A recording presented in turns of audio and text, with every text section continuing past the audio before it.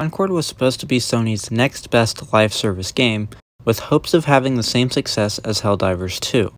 However, after abysmal player numbers and bad reviews, the game is now shutting down just after 2 weeks of launch. So today, I want to look at why it failed and theorize where Firewalk Studios may go from here.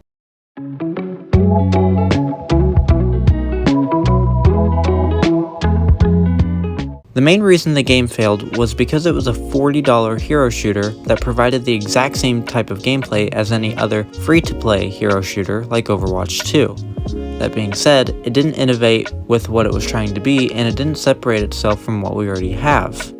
Adding to this, nobody liked any of the marketing of this game, no matter how good or bad it was. The moment that it was announced as a hero shooter, all anticipation and excitement for this game was gone. It was so bad that people were leaving comments on trailers saying that the game would be dead on arrival. The last reason I'd say it failed was because Sony was hoping that hype of this game would spread through word of mouth. But because no one was excited for it, no one bothered to give it a chance besides those who review games for a living. So what's going on now?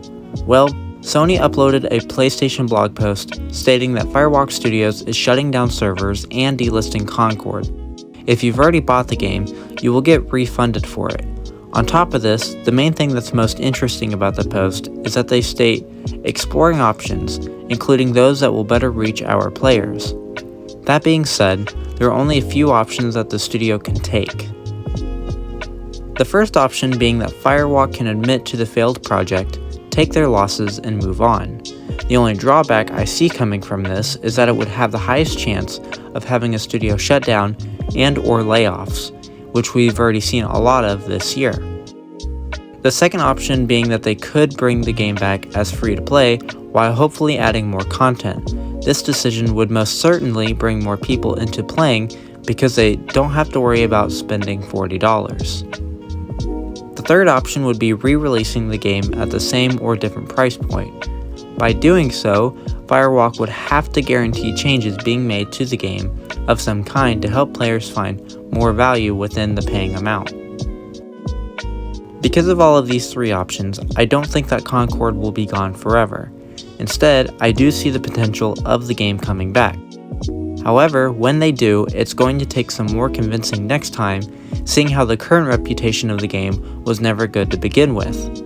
That being said, the changes made to the game will have to suffice with players enough to give the game a second chance. Whether these changes are more characters, game modes, or who knows, maybe some small story content. Until then, we just have to wait and see. However, we are now at the end of today's video. If you enjoyed, then leave a like down below. Subscribe to the channel if you want to see more of my content, and leave a comment down below of anything you'd like to see me cover. Thanks so much for watching, and I'll see you guys in the next video.